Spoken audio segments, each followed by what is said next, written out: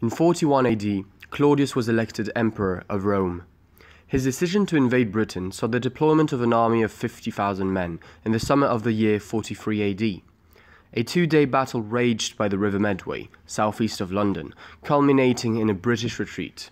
The Romans rashly pursued the enemy into the marshes, where many soldiers drowned. Consequently, the Romans encamped in Southwark, present-day South London, to safeguard their gains.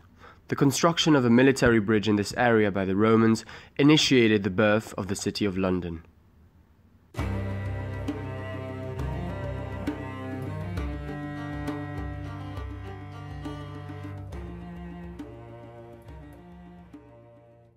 This initial city did not last long, being burnt to the ground in 60 AD by the queen of the Iceni, Boudicca.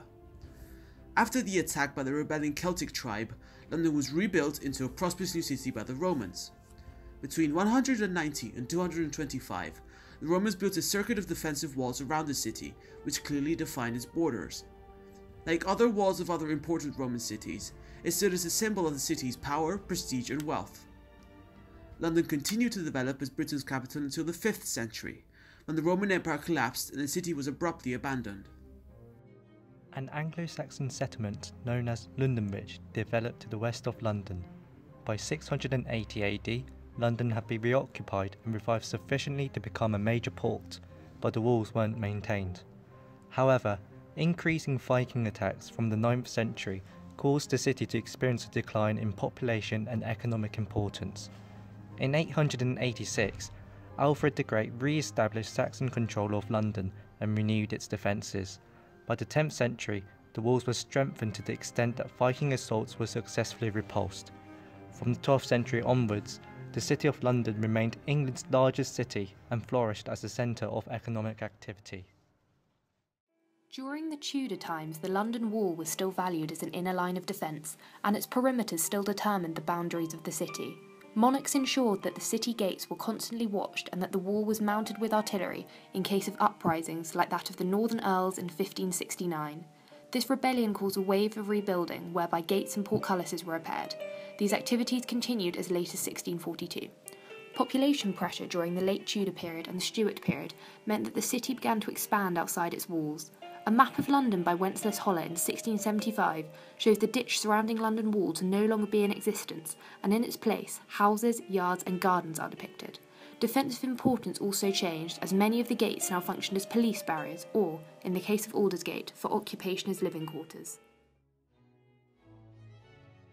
The year 1666 witnessed the Great Fire of London. Only 6 deaths were recorded, but this figure is deemed inaccurate since the deaths of the middle and lower classes were not documented. Most buildings within the wall were destroyed, but the wall itself was largely unscathed as well as the areas outside it. Following the fire, the city was rebuilt extensively and the gates of the wall were repaired, despite the fact that the city had expanded well beyond the wall by then.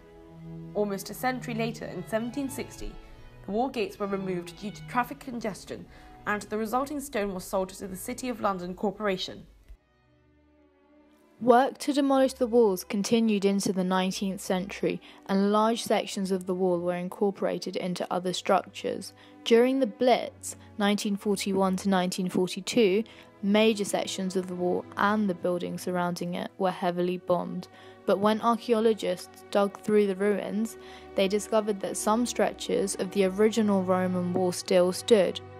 The wall today has a rather ghostly presence.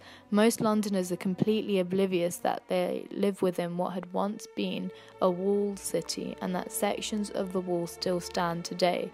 Major conservation work takes place to protect the remaining sections of the wall, and although some parts of the wall are within private property, others can be visited by the public.